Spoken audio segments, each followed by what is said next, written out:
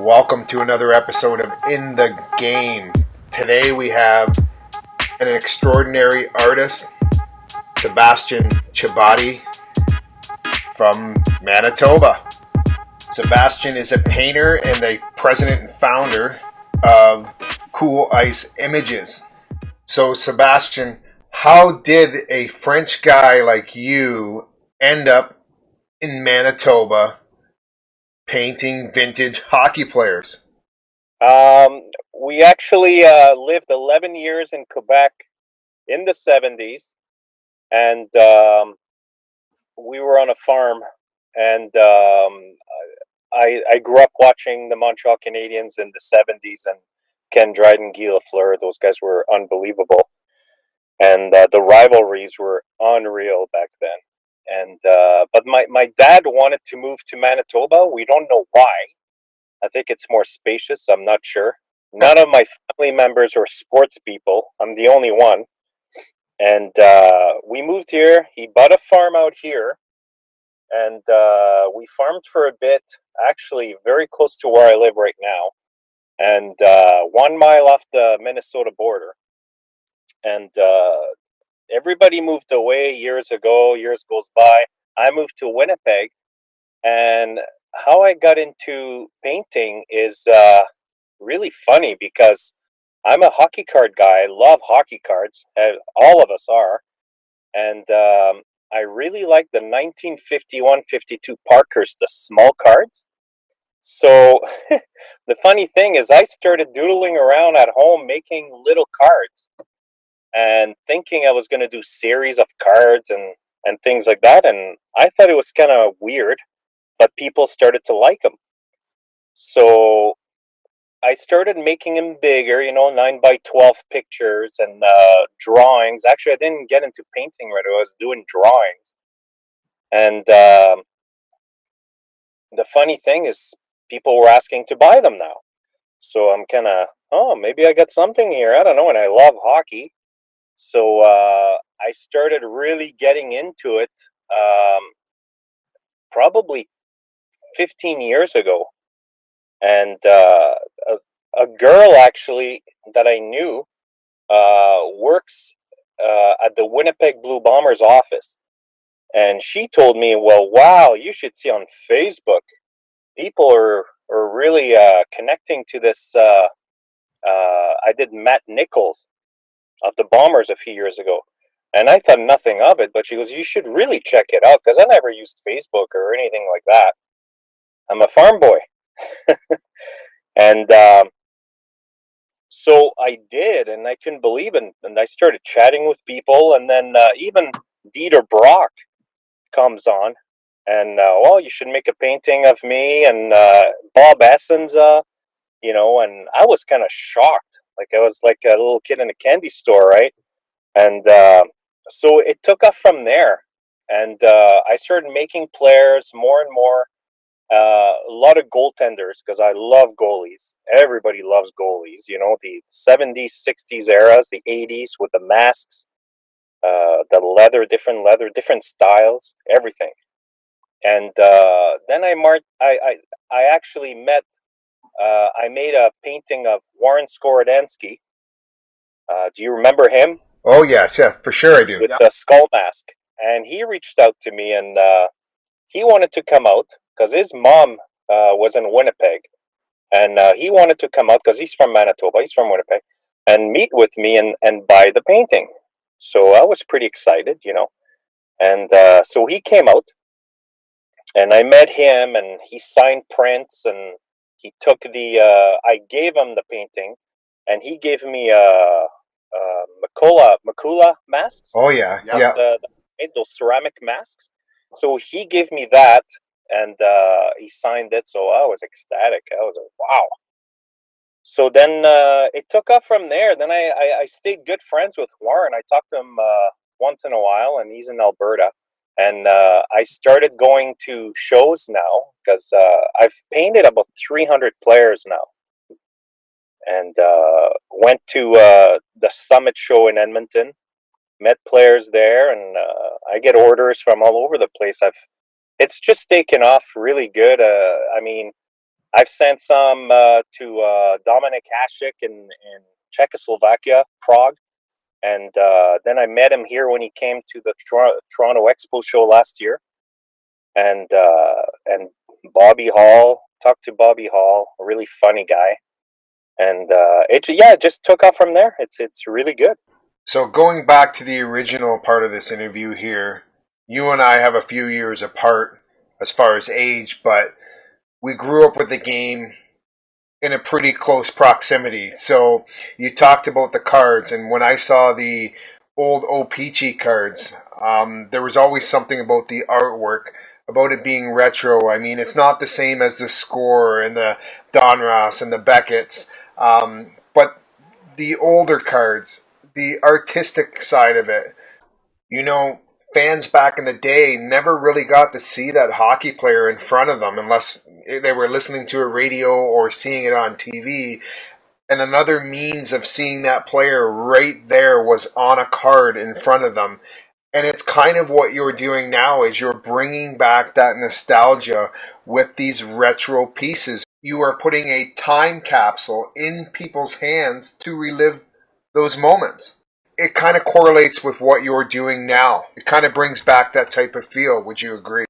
Yes, that's one of the biggest things I wanted to do was bring back the Gary Simmons Cobra, the Cobra mask. And I talk to him once in a while, and he just loves it. And I just don't want to forget. I don't want people to forget those guys.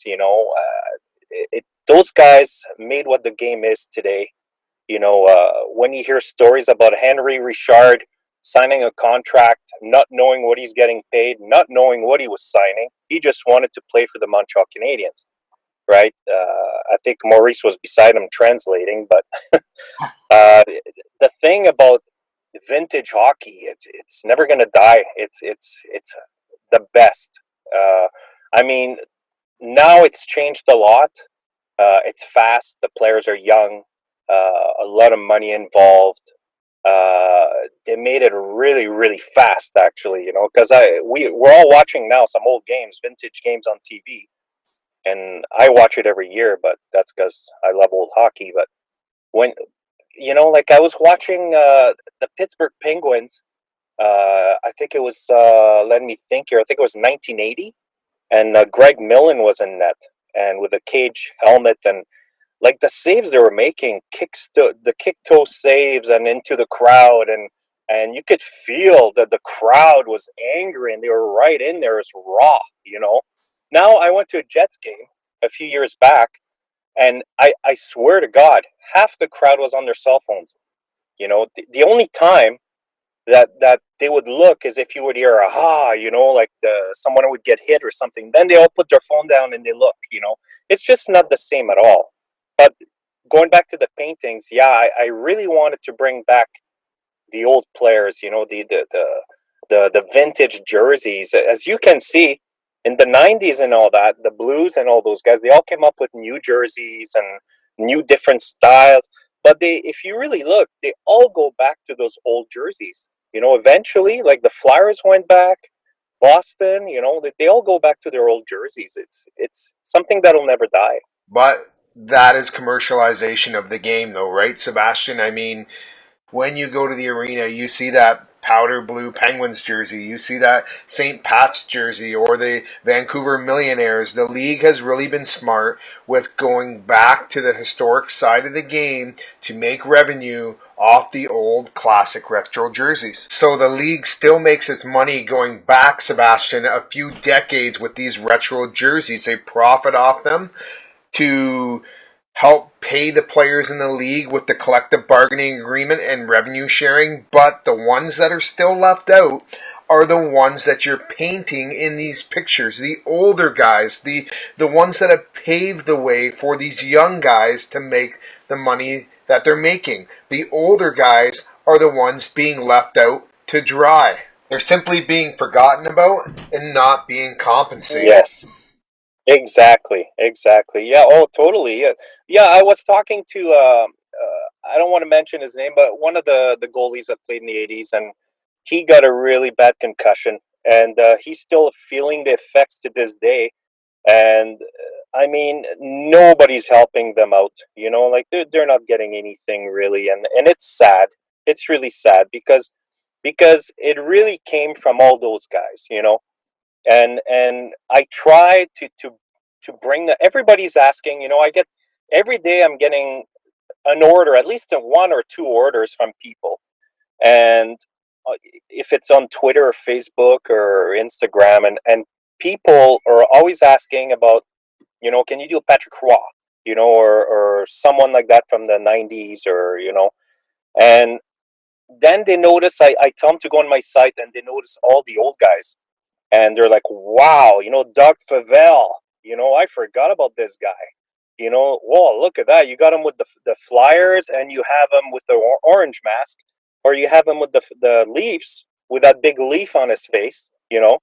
And it just like they just go crazy over it. Then they tell the other guys, and they haven't seen it anywhere because everybody concentrates on painting the stars, right?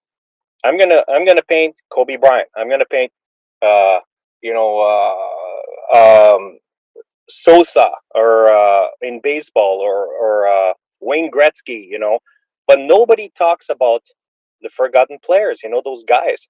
And it's funny because I was talking with Reggie Leach, and Reggie sent me a message one day, and he said, "Thank you for what you're doing for the alumni," and that meant a lot. I mean, coming from Reggie Leach. And then I really had to sit down and think about it, and yeah, like uh, we're on something here. That even a guy like Reggie Leach, the Broad Street Bullies, uh, he likes it. He's like, wow, like this guy didn't forget about us. And Reggie, he goes anywhere, everybody recognizes him. So it's kind of neat. It's really neat, and bringing back those old jerseys is awesome. It's great. Painting has given you an avenue to express yourself, but it's also given you an avenue of meeting amazing people, Sebastien. So, what has that been like for you? Oh, it is so great to see those guys.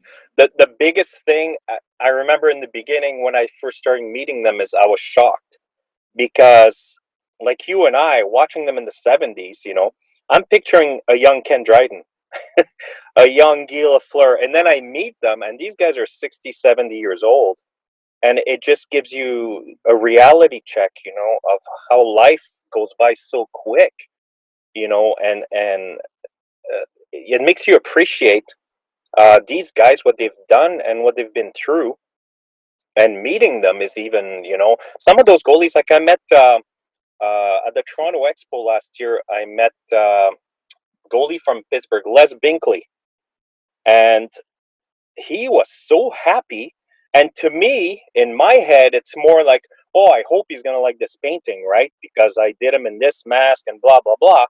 Meanwhile, he looks at it and he's like, I can't believe you painted a picture of me, because this guy is like a forgotten guy. Nobody talks about Les Binkley, right? And so I showed him the painting in his blue jersey with a white mask, and he's just staring at it and staring, and I'm thinking, oh my God, what is he gonna say? and he looks at me and he says, I'm gonna have it in my house, mounted, triple matted. Wow, that has to feel great, Just eh? makes you feel good. You're like, wow, this guy really liked it. And then like Joe Daly in Winnipeg. So I right away you feel so comfortable around those guys because you're so down to earth, you know. And right away I said, can I tape you saying hi to Joe Daly? I'm gonna give it to Joe when I get back to Winnipeg. And he sure did. Hey Joe, how's it going? And it felt good because those guys are just down to earth, just like us, eh? So, outside of the players we've already discussed, who has been blown away the most, or who has been taken back the most by some of the paintings that you've done, and has expressed amazing gratitude towards your work? Well, one player is Steve Baker from the New York Rangers. He used to back up John Davidson, and this guy is so nice and down to earth. I never talked to him on the phone, but he emails me. He's always, when I post anything on Facebook, he's there, and he lets you know. how it is, how nice it is, and how he appreciates it. Another guy's Mark Barron. Everybody forgot his name, Mark Barron. They beat the Calgary Flames in the playoffs with Mark Barron in 85, I believe, 85, 86.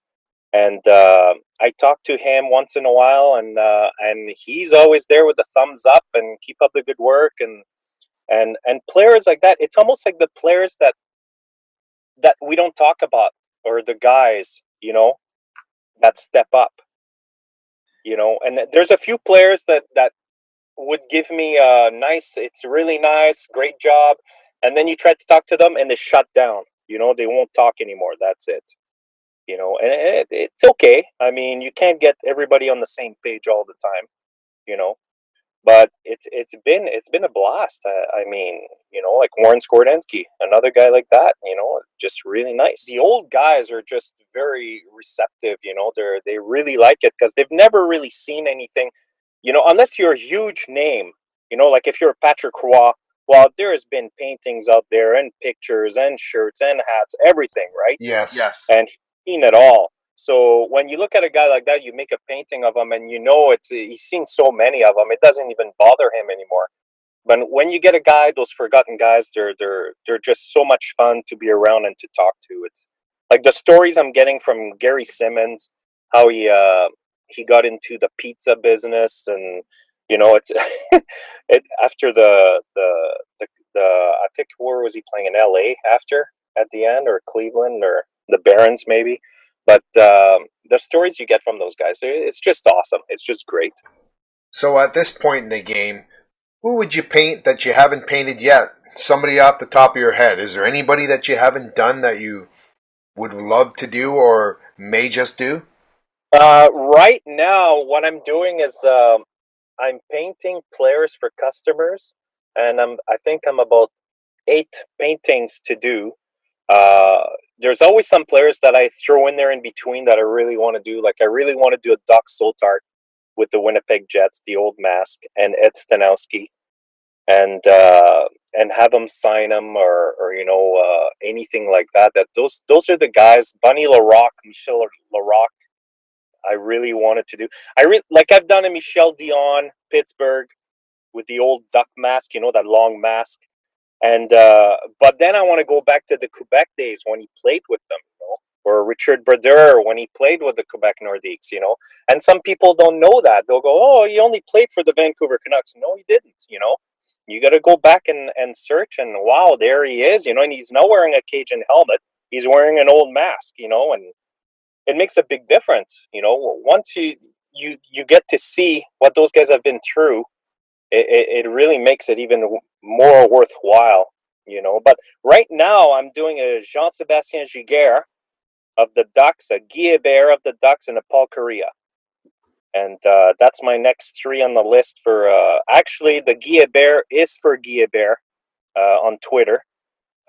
He sent me a message that he would love to see one with him with the Ducks, and the 2 other ones are for a customer. So how long does it take to do a single painting? If I stay up all night, it takes me about 3 days. Wow, that is pretty dedicated and time consuming and passionate.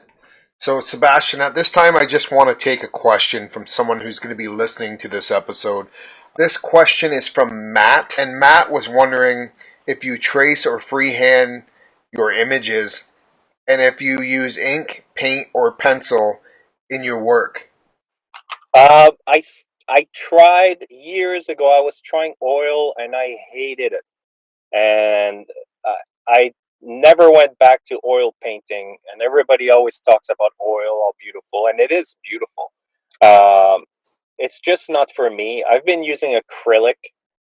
It's fast drying. You can always go back over top to to to do things on it. The biggest thing is shadows. I used to work in the ink industry, so for Steinberg, they were called Hussman Steinberg, based out of Ontario, actually, by Toronto, Mississauga, and I was in house matching colors all the time. So that's where I think I got the color down path, in mixing colors and matches, and like I used to match colors for Budweiser and Kraft Dinner, and so you had to have the right blue, the right red, and so the thing about painting is sometimes I do freehand, but sometimes I have to trace on different. It all depends on the scenario, and it's just I can do it freehand if I want, but if I want to speed up the process, I can trace it, and it's just an outline basically. That's all it is, and then you take it from there. Then I do the blocking, all the heavy paints in, and then it's almost like a layer of steps, into a lighter color, to all the shadowing. If you don't have shadows in your picture, then it just looks blank, right? It looks just straight. You gotta have that jersey with the crease in it, with the shadow, and that's where it all comes in. But I do also, if it's a really big format, a bigger painting, then what you do is you can use like charcoal paper, and you can put your picture on top and just trace the lines. That's another way that I do it too.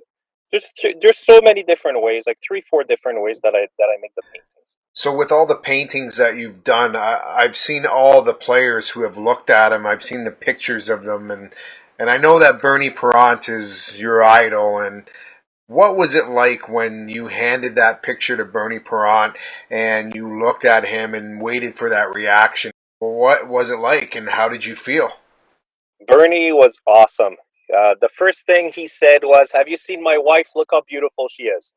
That's what he told me, Jeannie, because we were at a show in Langley, and the funny thing is that I've talked to Jeannie on like basically on Twitter and Facebook, just messages. I'm saying, and she really liked the work, and she always comments. She's a really nice lady, and Bernie too. Lots of times he'll send some stuff, but Jeannie, I told her I'd be in Langley, and at the table where all my artwork is, she came around, and she introduced herself and talked to me for a few minutes, and loved my work. And when I went up to meet Bernie, and that's the first thing he said. He said, "Have you met my wife, Jeannie? Isn't she beautiful?"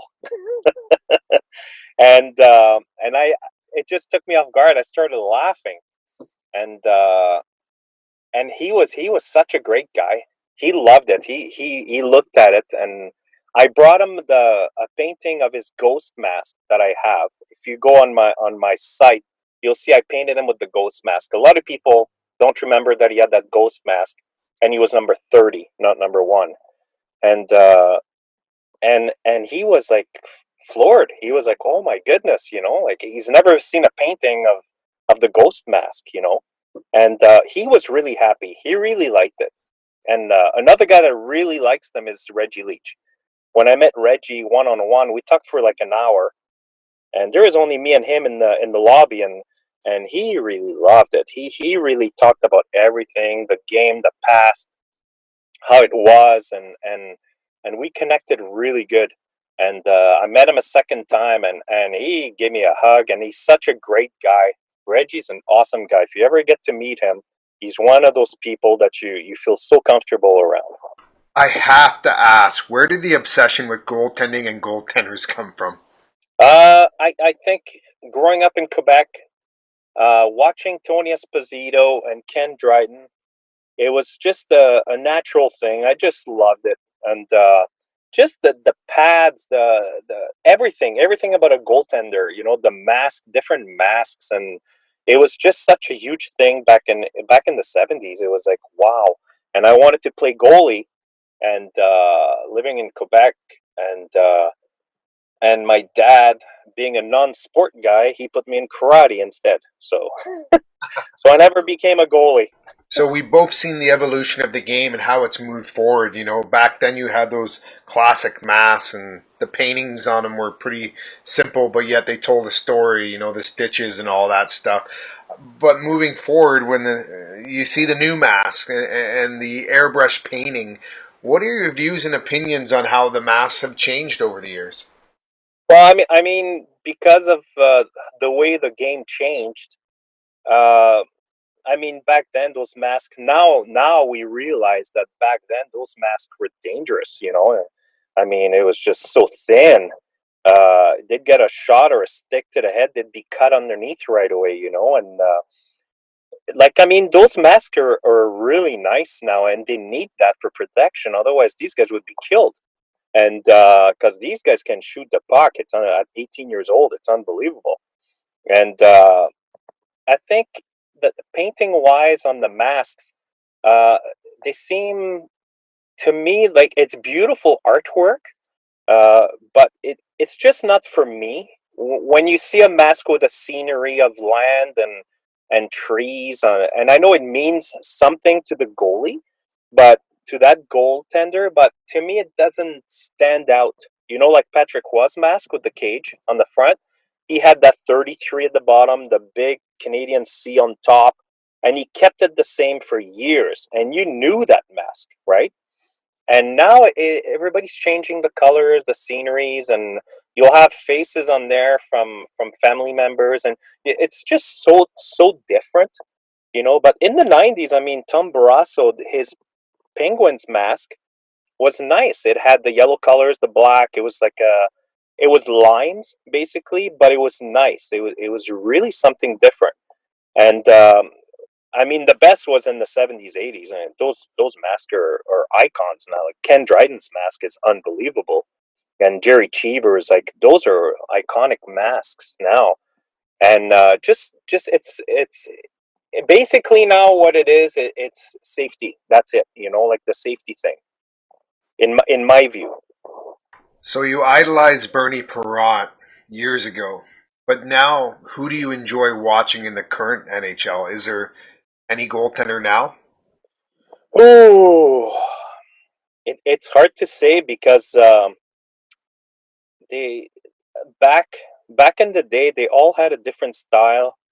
Uh, Everything was so different. You totally recognized that goalie.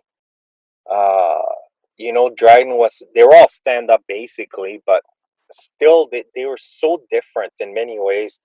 Now it's all drop down butterfly and make yourself big so the puck will hit you somehow because it's so fast. Everything's so fast. You get that odd wicked save, right? That the goalie stretches across to make the save. Like Connor Hellebuck is unbelievable, and the saves he makes in Winnipeg. And but but it's all that same style now. Like it's butterfly. That's it. You gotta get down as quick as you can, and that 5 hole with the long pads now, and they still can score so many goals because it's so quick now. But the evolution of the goaltender, I really like the vintage. I cannot stress enough about those guys. Like I would rather sit. It's funny because I've been.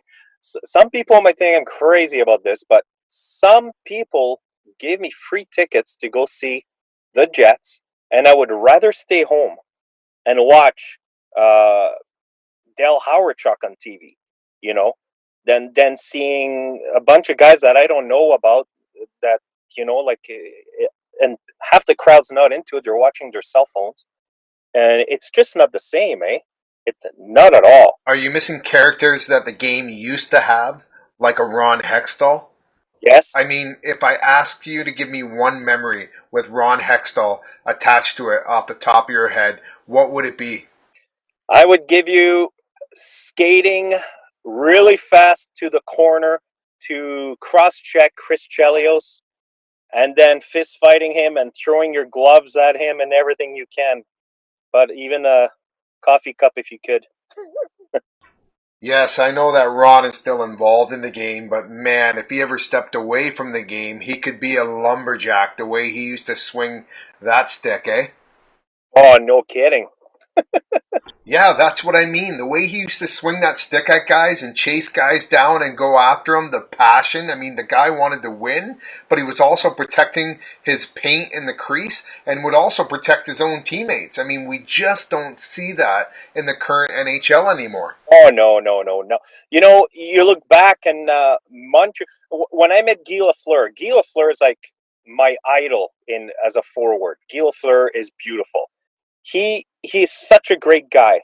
And when I met him one on one, talking with him upstairs in Langley, and I was talking to him in French, and I remember when he scored that goal, that famous tying goal there when Don Cherry put his arms out, right? Too many men on the ice. And I told him in French, I said, Guy, I want to thank you for scoring that goal against the Bruins back in, I think it was in 78, I believe, 78 or 79. And he laughed and he looked at me and he shook my hand and I said, as a kid, we hated the Boston Bruins. And he looked at me and his eyes, like he looked at me and he said, we hated the Bruins too. And that passion is gone. Now they just go golfing together, and I know you want to be friends and safety if comes first and all, but that passion is gone. Sometimes that hatred was good because you and I growing up, we waited for Saturday night hockey, right? All week we were waiting to go see that game on TV. Toronto playing the Canadians. You knew Palmatier was going to be there, Ken Dryden was going to be there, all those guys. And now you don't know who's going to be there. And it's TV, like games are on every night. It's promoted so heavily into you. You can get it anywhere that you kind of lose touch with it. You know what I mean? So, are you any bit excited to see the game grow into Las Vegas and now Seattle? No. To put it simply, you're a true hockey purist, right? Yes, exactly. I mean, I would have given the Quebec Nordiques back before Las Vegas. And I know Gary Bettman and those guys. It's about money and it's about where they want to grow the team, and they give you the excuse of the dollar change, Canadian dollar not being strong, and blah blah blah, and they give you all this stuff, that the hockey people don't want to hear, the true hockey people. And of course for Las Vegas and for Seattle, it's great for them. I mean, the hockey fans that are there or whoever, it's great, but it's just not for me. I mean, I'd rather see Quebec and Hartford back in the league, you know, and have the rivalry of Montreal and Quebec back than seeing Seattle against Las Vegas. Like, look at Arizona. I mean, those guys at one point they were losing, I think, $40 million a year. And why would you want to have a team there if you're losing $40 million a year? Like they brought back the Jets from Atlanta, and it's just taken off so hard because there's a hockey rink in every corner street, you know. And you go to Atlanta, I think there was, well, actually in Arizona, I think there was only 3 rinks in the whole city. So it just shows you how it's changed so much. Even if you add Quebec into the league, and Hartford as well, I think it's so difficult nowadays. You look at Kyle Dubas, right? He's in Toronto. It's so difficult. We got the cold weather. You've got the media, the brutal media, right? And you're struggling with the winning the cup, right? So you have these other places like Nashville where the weather's warm, the media doesn't know you, or Anaheim and Dallas and Florida. These type of places, they're really winning the free agent market. The game has changed where the players want to get their American bucks, head down south where it's warm, and play for a contender and play basically where there's no media, so they're left alone. Well, once again, we touch back to the diehards, like Howard Chuck signing for Winnipeg. Winnipeg, one of the coldest places in Canada. Uh, no problem. He wanted to play hockey. It wasn't about, oh well, if I sit out, maybe I can play in Nashville and it's beautiful there. That's where the passion of hockey is, right? Like the Henry Richard. I don't care what I'm signing for. I want to play for the Canadians, right? And now the players' mentality, but it might not be their fault. It might be the parents and the agents, and like ramming it down in their heads that if they do this and do that, they can play in this area. It's nicer for more money, and I don't blame them. I mean, you give me $1 million and I'll go play in Siberia. I don't care about the weather. you know. Speaking of playing anywhere, if someone drafts you, being that you're from Quebec, one word off the top of your head for Eric Lindros? Uh, it didn't bother me too much. Like I don't really care. Um, just the way I see it is, you get picked by a team that becomes last, you play for them. Like he should have played for the Nordiques. I mean, holy crap! If he would have played for the Nordiques, they had Sakic, Forsberg, Sundin at the time. They were loaded, these guys, And Mike Ritchie went there, Owen Nolan, and he would have won the cup when they moved to Colorado. And it's just unfortunate. I know a lot of people say the parents had a humongous influence on this, but yeah, if it was me, if you don't play for the team that picks you, then you can't play. That's the way it should be. You want to sit out, you sit out. I mean, they offered him a lot of money, as I remember, and it was not about the money. He did not want to play there. He wanted to play for a Stanley Cup contender, and he Yeah. wanted to go to city, and he went to, and that's the thing, the bad thing. I mean, when the team comes last, that's why they get first pick, to better their team. Back then, that's the way it was. And Quebec were flopping around back then, and they came last. They get the big name Lindros to pick, and he doesn't want to play there. I mean, it's so unfortunate. He missed out because of the rivalries and all those guys. Then Sundin went, Wendell Clark came. He would have played with Wendell. Like, wow, like it's just too bad. Too bad. Were you truly heartbroken and disappointed in the organization when they moved to Colorado? Yeah, yeah, the Nordiques. I mean, it was such a great rivalry. Like the bench brawls. I was going to tell you too. Like going back into the early '80s, I went to see the Flyers against the Jets, and the game was dull a little bit, and until Willie Lindstrom had a fight with someone. I can't remember who. I think it was in '82, '83. I think the Flyers were wearing those Cooperall pants that we forgot about. I'll have to make a painting of that. And the second period was a bench brawl. Everybody was on the ice, fist fighting. Jimmy Mann was in the corner fighting two guys. I think Frank Bath from the Flyers, and they looked mean. But the whole crowd, 16,000 people, were on their seat cheering, and that's the only time in the whole game that. So they can't give me this stuff about fighting is bad, and we don't want to see fighting in the game.